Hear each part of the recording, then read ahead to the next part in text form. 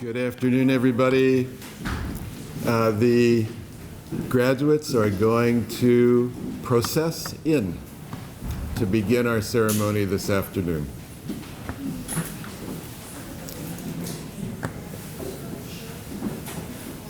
I could hum Pomp and Circumstance, but I think that might be more disturbing than supportive.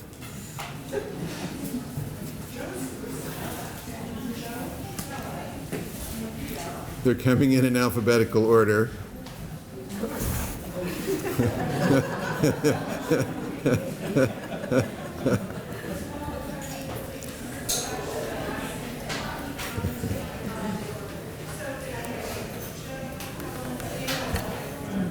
This looks a little...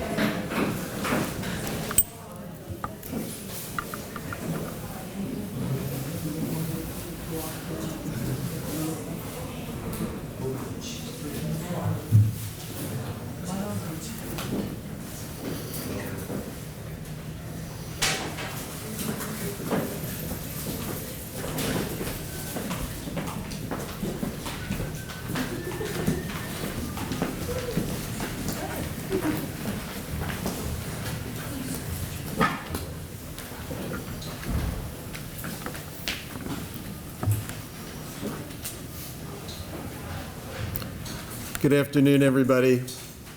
My name's Hal Roth. I direct the Contemplative Studies program here at Brown. I'm trained as a scholar of classical Chinese philosophy and religion, focusing on Taoist contemplative traditions. I would like to just begin today with just a short centering, a few moments to kind of center ourselves and breathe together. There's been a lot going on today, so.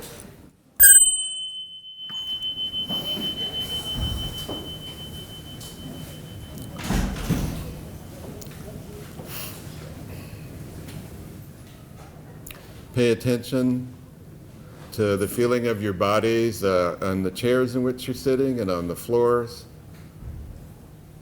and get a sense of your body and mind in space and time in all four dimensions: height, width, depth, and time.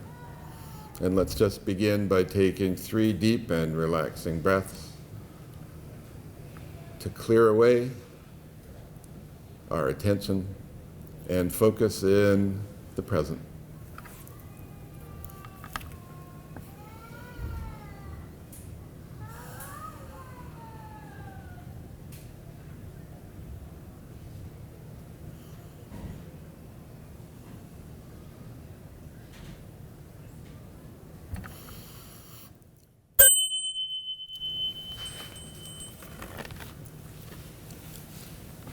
Good afternoon, everybody.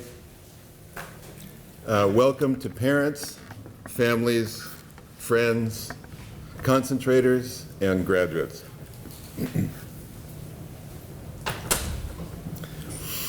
I'd like to say a few words to all of you before introducing our graduates to receive their degrees about who we are and what we've done in contemplative studies, because probably some of you as parents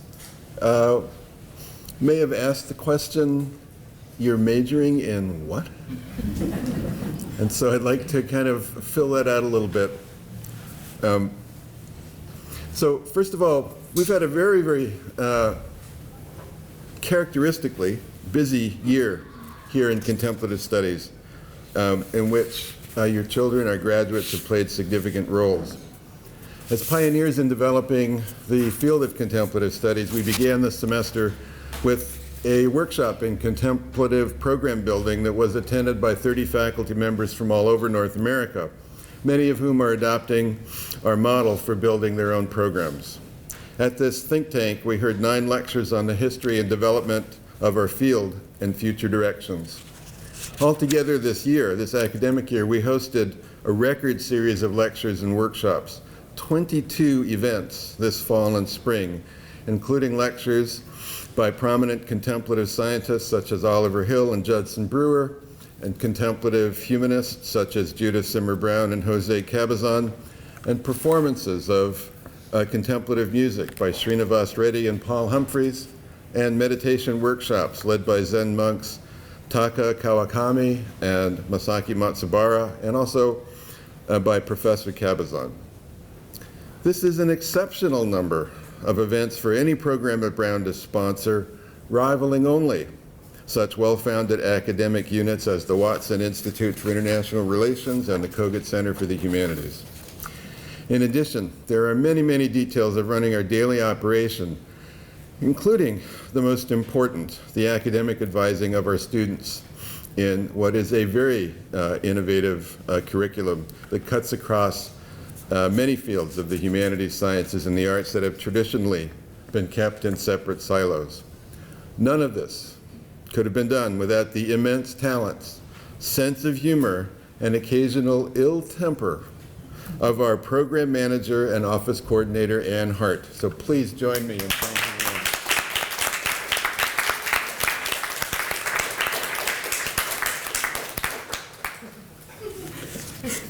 Ann. Your daughters and sons are graduating today in an important new academic field that we have helped to pioneer here at Brown. The Contemplative Studies concentration, approved here a mere 4 years ago, now has 20 concentrators, and your children are in our third graduating class. We began developing this field almost 16 years ago with an interdisciplinary faculty forum on cross-cultural approaches to what we then called Contemplative Mind, a consciousness that is attentively focused, fully aware of what it is experiencing internally and externally, a mind that is well integrated into the body, a mind that is often intuitive and insightful. It has been our contention that there are a variety of methods and practices that lead to such distinctive states of mind.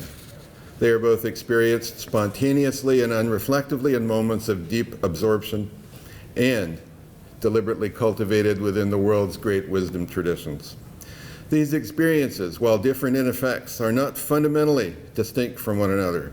Rather, they occur on a spectrum, from the total absorption in an activity such as a game of chess or a sport like lacrosse or baseball, to the deeply transformative experiences of lifelong yogis in samadhi, Jewish mystics in devakut, or Zen monks in moments of satori. They are all inherent in our potential as human beings and constitute a significant aspect of our natures that can yield greater mental and physical well-being and pro-social experiences of compassionate and authentic engagement with the world.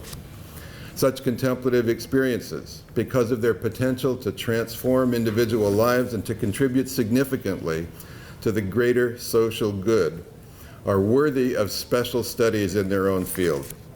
That is what we have attempted to do in establishing contemplative studies as its own unique academic field.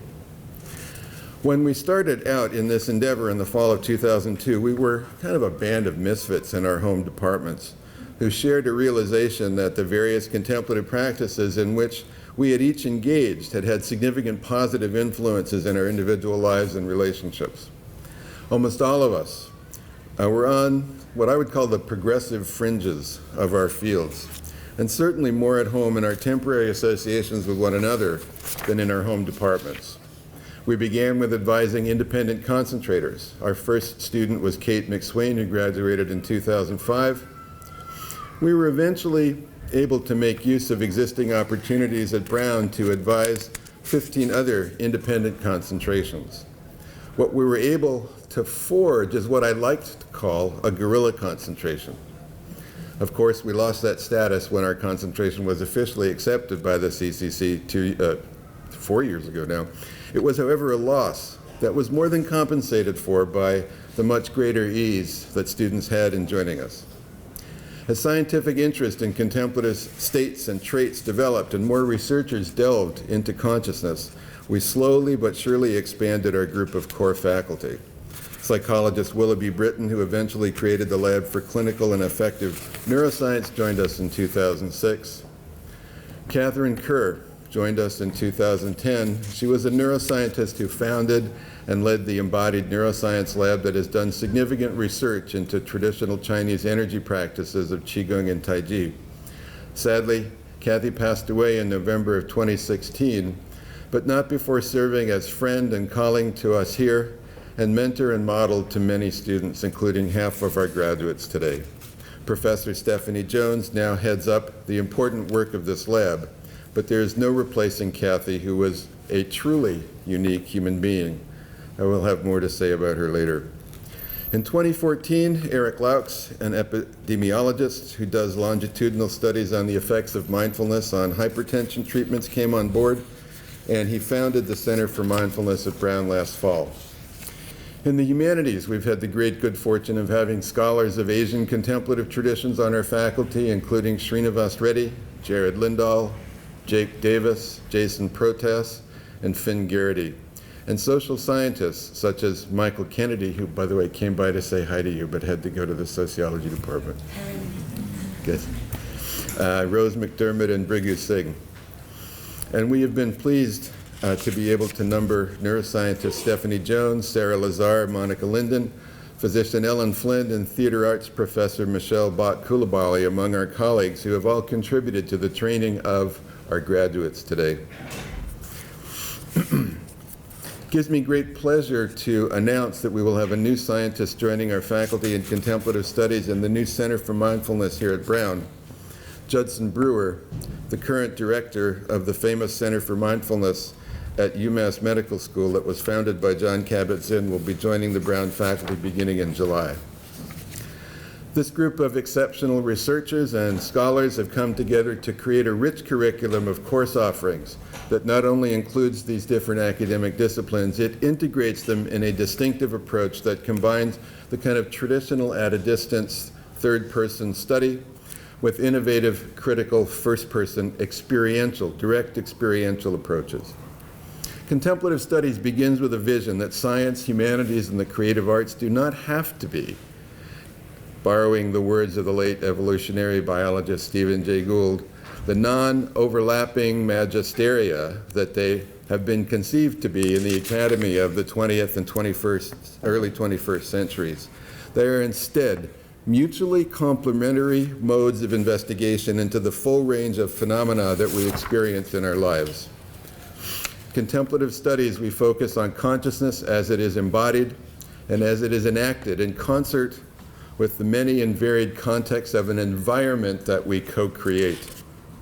Simultaneously, environment and individual arise together and can best be studied by a methodology that combines third-person modes of knowledge with critical first-person experiential modes of investigation. In addition, in contemplative studies, we recognize the importance of second-person, unself-conscious, intersubjective experiences and the no-person, spontaneous synthesis of all these elements into the unified whole of our individual and collective experience. Each of your daughters and sons has had to meet a demanding concentration in either the sciences track or the humanities track that includes a set of core courses that requires the study of the other track. But as well, each of them has brought something unique into our program, their particular set of life experiences in which all of you quite obviously have played very significant parts. Through their courses of study, they have each forged distinctive concentrations that we hope have given them not just a knowledge base with which to enter specific fields of endeavor as they leave here, but an experiential grounding that will allow them to weather the various challenges that they will face throughout their lives with equanimity and resilience, and sensibilities that I am sure will allow them to make a difference in this world. In going out into the world with this foundation, they will be following in the footsteps of many of our previous concentrators who have already gotten involved in a fascinating range of professions. I'm just going to read a few of these. Clinical psychology, neuroscience, education, peace studies, community organizing, working with disadvantaged youth through Conservation Youth Corps and AmeriCorps, mental health counseling, journalism, prison reform, traditional Chinese medicine, nursing, rabbinical school, medicine, osteopathic medicine, philosophy of education, music teaching, tech startups, yoga teaching, and actually one of them is the publisher for Burning Man.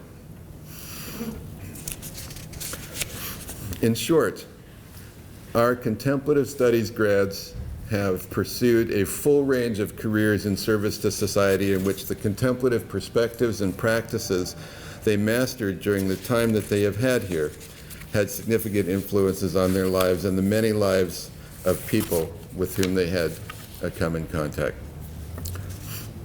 So let me end my comments here by introducing our guest speaker for our third Contemplative Studies commencement.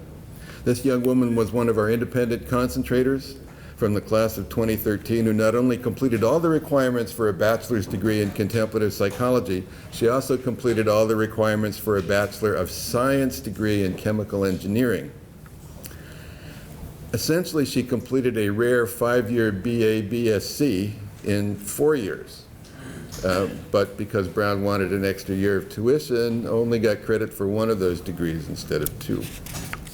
She also wrote one of the most brilliant honors theses I've ever read in my 33 years of teaching at Brown, in which she did a cross-cultural comparison of mindfulness-based cognitive therapy as it developed as part of the Western mindfulness movement with Japanese Morita psychotherapy that is based on the Zen Buddhist tradition.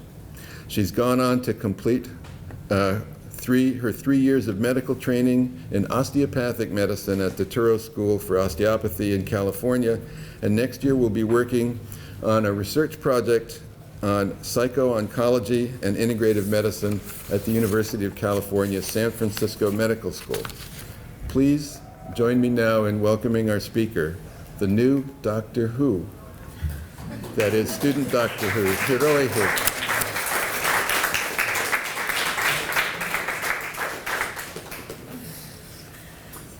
Hi everyone, I'm traveling from the West Coast, so I didn't have access to printer. I apologize for being such a millennial and putting my laptop in the symposium.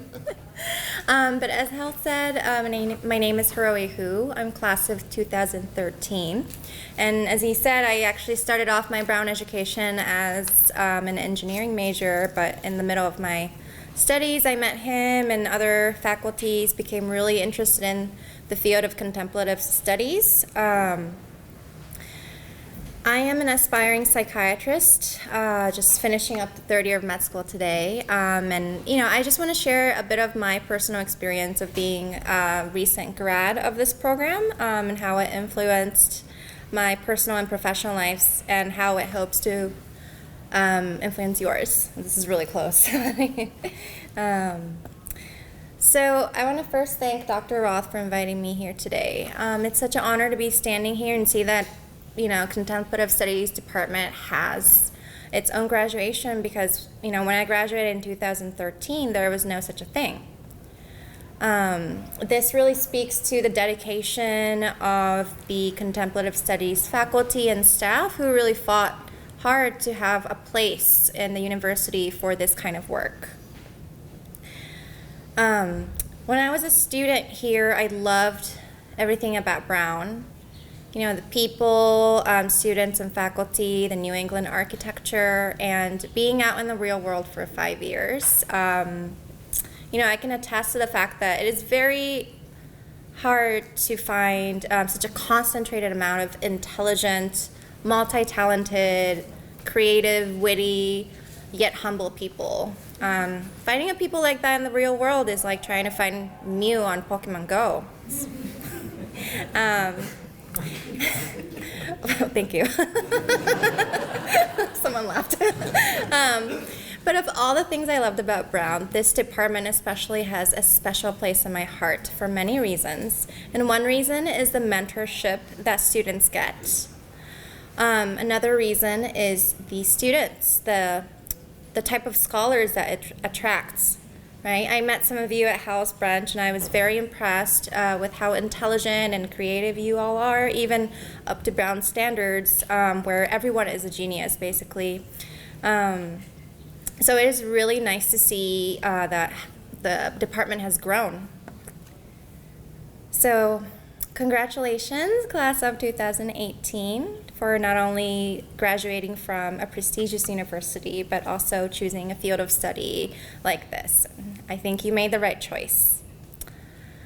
I think many of you will have a hard time describing what your major is to people outside of Brown and maybe inside of Brown too. I don't think my parents still really know what I did. My dad was a chemical engineering major, so all he cared about was I finished my engineering degree. To this date, I still don't really have a good way of explaining it to everyone, but for those who are willing to listen and understand a little bit more, I've come with one simple explanation that I think provides some insight to the Mass General. When someone challenges me, well, how is your program different from a regular major in psychology or Eastern philosophy or religious studies? I tell them, these normal concentration programs or the standard programs are the pursuit of knowledge. But anything that has the word contemplative in it is also the pursuit of wisdom. And wisdom only comes from experience. When we are hungry for knowledge, because knowledge is power, I think we sometimes lose our pursuit of wisdom. That actually happened to me while I was an undergrad here and started off as an engineering major. I was so desperate to learn about how the physical world functions that I think I lost a little bit of meaning to my life and felt very empty and unsatisfied. So it was only after I met Hal and saw the department and started really getting involved in it that I was very happy with my choice of coming to Brown.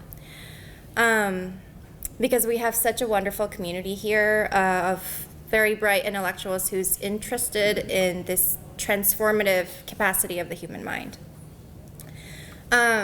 I guess I don't really learn from my mistakes, but the same thing happened to me again in medical school during the first 2.5 years of education, and I've met a lovely family of basically all doctors over there, so I think they can attest to that. Medical school in general, I'm sure there's exceptions to it, but it was a little bit different from what I had expected. My experience was that it was a hunger game for knowledge, winning metaphorical competitions, right? That frankly did not much have meaning to life later on. And I actually got lost in this game myself and, lost my pursuit of wisdom. And after realizing that I didn't really like the person I've become after medical school, I slowly began returning to this field again to pick up the lost pieces once again. A concentration program doesn't really capture the entirety of your career aspirations. I myself, I'm finishing up my 3rd year of medical school, and it's safe to say that my engineering degree was pretty useless. But contemplative philosophy and methods, on the other hand, it can be applied to anything. And I decided to make a conscious decision to do that for the rest of my medical career. So, as a scholar, I want to integrate this philosophy and methods into my work as a psychiatrist. But as a person, I'm, trying to always apply the lessons I learned from this department. That every experience that you have, the good and the bad, and I've had some terrible experiences in medical school as well, but from each and every of them, there's something to learn. And it's important to give yourself a few moments of silence to really actually study these experiences, and that's what things like Meditation Lab does. That's the beautiful thing about this concentration program, because it teaches us that first-person method in addition to the other methods of learning that we're used to. So after you guys graduate, it doesn't necessarily mean that you'll stick to this field. I'm sure, you'll be doing something brilliant, as most Brown grads do. But, whatever field that you go into, it might be a little bit rare to find, people like us, people who's very interested in this innate human wisdom and how to pursue that. But, no matter where you end up or whatever you end up doing, just remember that you were taught this wonderful tool to always pursue wisdom from your own experiences and to give your experiences the time and space that it deserves. It's very easy to forget that out in the real world, but you can always remind yourself, as have I. So please remember that we have a wonderful community here and that, you can come back anytime. And I hope that you will take small breaks from your marathon of lifetime productivity and success and come back to this community of contemplative studies scholar as I have today, because I'm very happy to be here. Thank you.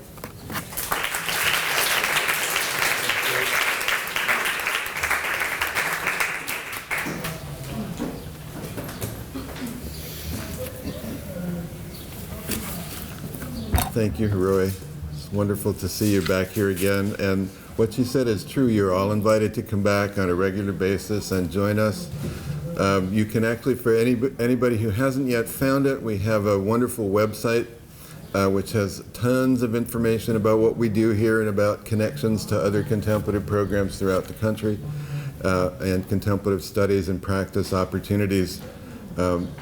So we invite you all to come back often. I mean, some of you are not going so far away, but we encourage you to stay part of our community. Before we go ahead to present the degrees, we have 2 undergraduate awards to present to our students today. Last year we created a prize for the outstanding semester-long capstone paper. All students at Brown have to write do some sort of capstone project or write a capstone paper that kind of brings to bear what their interests have been in studying within the concentration on a problem or topic that's of interest, either in a course or independently. So last year we created this prize in the name of our late colleague, Dr. Katherine Kerr. Kathy was a truly exceptional person, and she was an inspiration for all of us. But she was particularly an inspiration to the students that she mentored, many of whom are graduating today.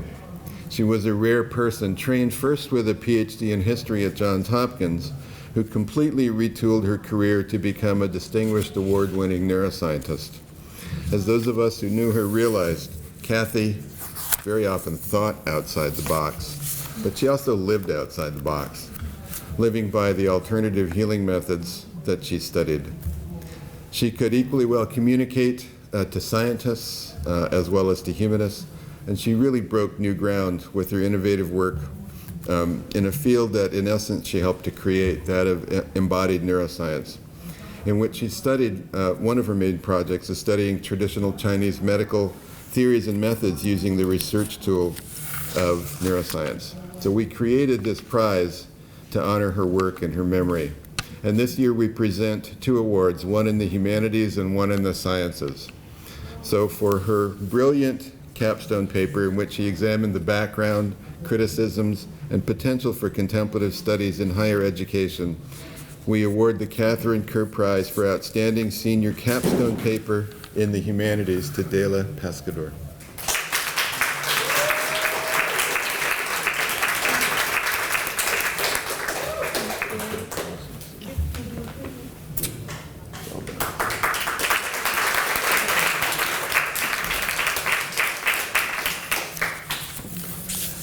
And for his insightful study, in which he examines multiple dimensions of the experiences of embodiment and cancer-related fatigue in breast cancer survivors, we award this year's Katherine Kerr Prize for Outstanding Senior Capstone Paper in the Sciences to Cooper Penner.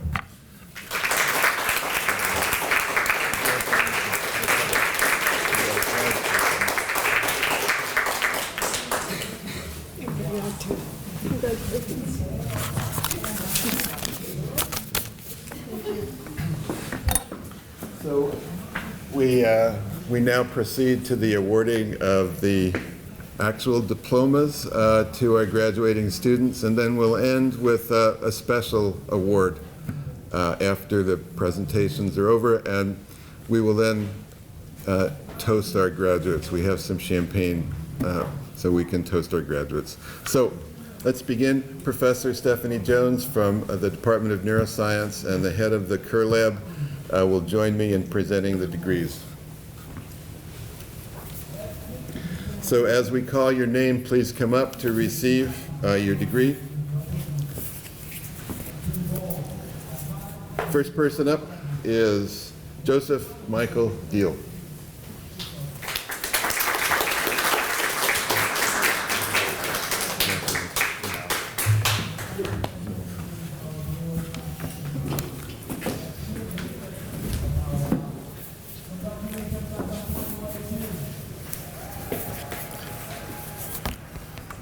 Our next Bachelor of Arts in Contemplative Science degree recipient is Helen Ding.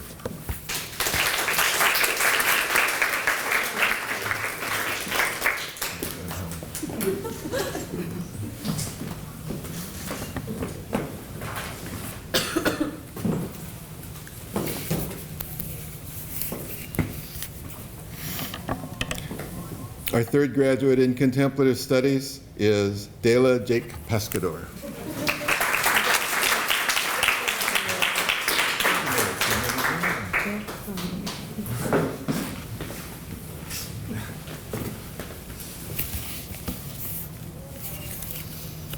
I'm learning students' middle names here for the first time. It's really interesting. Our fourth graduate this afternoon, with the Bachelor of Arts in Contemplative Studies, is Cooper Keaton Penner.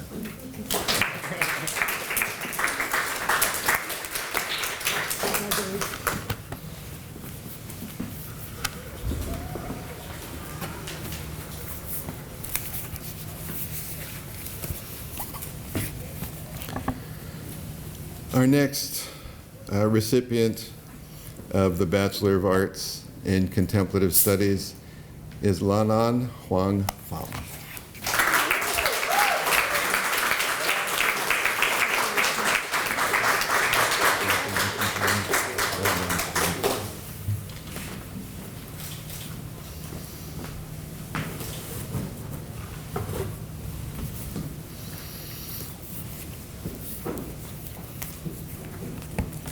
Our next recipient of Bachelor of Arts in Contemplative Studies is Nikisha Ghansham Vagjani.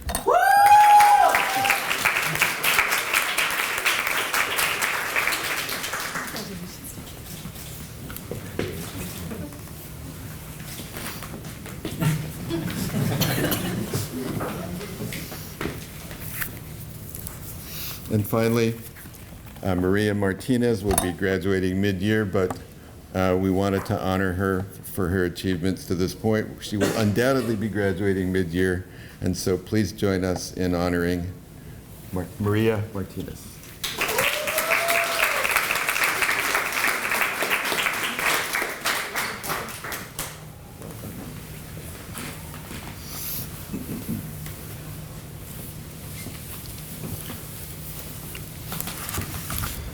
So our final event of this commencement ceremony is something special.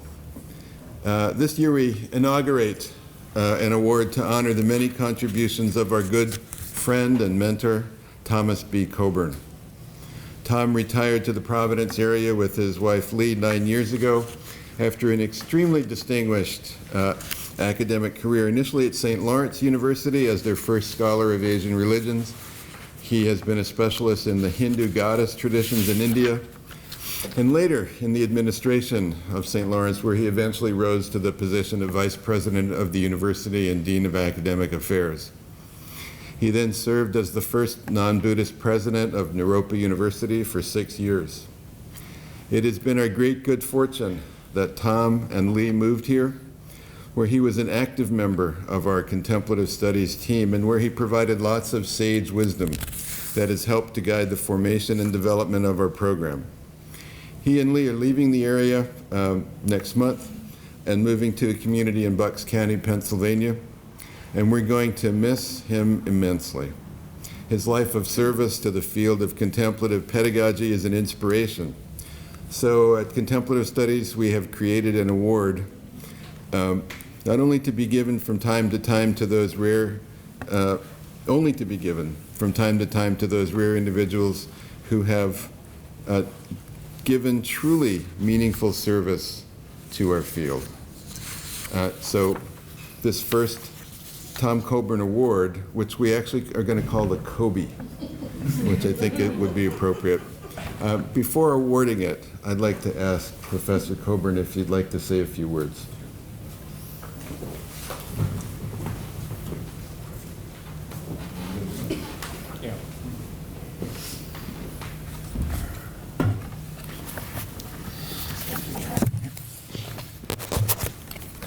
Thank you so much, Hal, for those lovely words, and thank you, Contemplative Studies and Brown, for the opportunity to spend 6 years here in retirement, free from the challenges of reading and writing and the kind of stuff you do every day. So it was the opportunity to really sort of follow my instincts, and they drew me over and over to work with the Contemplative Studies. I have happy memories of first meeting Hal, I think at one of the early Mind and Life conferences hosted by the Dalai Lama. And I think he took me aside in the course of that conference and said, Tom, you're going to retire. What are you going to do? And I said, I don't know. I'm looking for a place to put down some roots for a couple of years. And he said, well, Providence is a nice small city, and we've got this program that we're developing in Contemplative Studies, and we'd love to have you join us as a conversation partner. That was a wonderful invitation, and its realization in my life has been, I could not ask for more than the opportunity provided there. I do know that I will miss the Brown community. Everything I've heard about it is turned out to be true. Warm, smart, funny, hardworking, innovative, creative thinkers. And everyone, as I look here in front of us, is continuing that tradition. I have high hopes to how much we're going to learn from these people in the years ahead. And it's been a fortunate for me to be able to be part of this conversation that is ongoing. I do think the last several years in meeting with faculty in particular, I found myself being a little bit of a mischievous character, which is not my automatic persona. But one of the things that drew me into this field before there was a field of contemplative studies was the fact that contemplatives are found everywhere, and yet the kind of research that gets done is predominantly dealing with the Buddhist tradition. And so my little tweak here as you go out into the world is, what about the rest of those traditions? What about the theistic traditions that are there? Most contemplatives over the course of human history have been theists. How do you unfold that into the development that you all have been part of so far? So I've learned tons amount from you all over the years. I look forward to hearing what you bring forth in the next chapter. So thank you, Brown. Thank you, Hal. It's been a delight to be with you. Amen.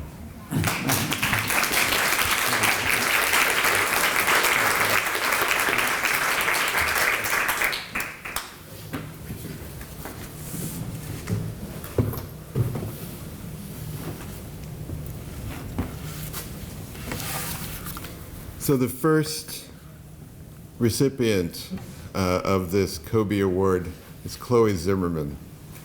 Chloe is a remarkable young scientist coming to Brown in 2011 in the program in liberal medical education. She developed an independent concentration in contemplative care and medicine, in which she said in her application, this concentration seeks to explore the way identity, consciousness, and the formation of self play a role in medicine by influencing both patient and caregiver beliefs and behaviors concerning the healing process. More specifically, it will explore how cultivating contemplative qualities such as compassion, openness, and empathy allow one to arrive at a holistic understanding of the intricate relationship between mind and body, illness and health, doctor and patient. Not only did she succeed in writing a brilliant, award-winning honors thesis on mindfulness practices and their effects on irritable bowel syndrome, for which she worked closely with Dr. Ellen Flynn, she also began a very intensive 4-year relationship with her intellectual mentor, Kathy Kerr. Chloe quickly became the key research assistant for Kathy's 3 major research projects and organized the many extremely unusual and creative students whom Kathy attracted to her lab. In the last year of Kathy's life, Chloe was the essential member of her research team, doing exceptional work to keep the research protocols running and being a really very, very close friend and confidant to Kathy. After her passing, Chloe continued to serve a vital role in the advancement and conclusion of some of Kathy's major efforts. After taking 3 years off between her undergrad degree and starting her medical degree to work in the Kerr lab, she's starting medicine in the summer, actually, not in the fall, but not as one might think in a 4-year program, but rather in a more characteristic for Chloe, 8-year MD PhD program. So as I have told her many times, Brown is very much like the Hotel California. You can check out many times, but you can never leave. Please join me in welcoming and awarding this first Kobe to Chloe Zimmerman.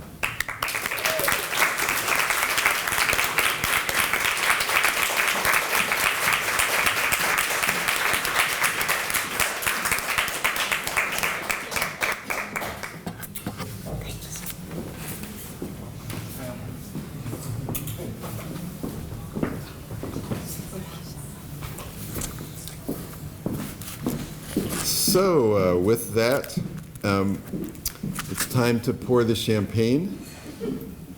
So can I ask people to, has it been poured yet? No? To pour the champagne and join us, and it's going to be a little slow in getting to the tables. So in the meantime, perhaps I can stall a little bit by telling a few Buddhist puns. So maybe students know the answer to this already, but why was the drunken Buddhist monk condemned to eternal rebirth? He fell into a stupa. Sorry, this relies on some technical terms. Pour the champagne quick.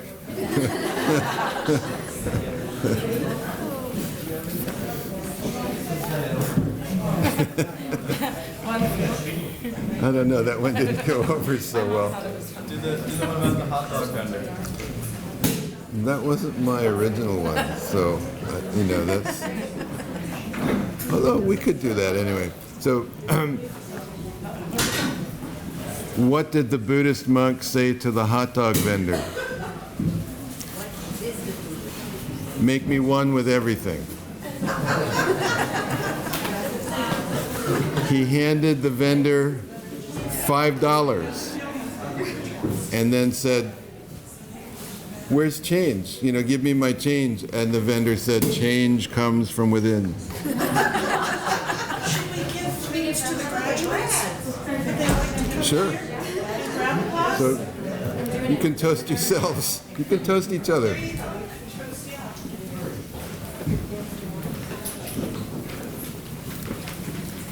So please raise a glass.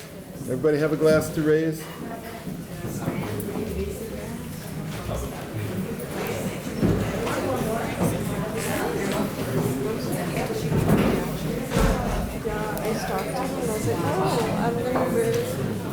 Please, everybody, let's raise a glass and celebrate the class of 2018 in Contemplative Studies. Cheers.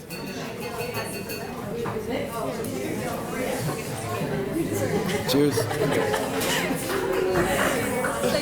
Well done.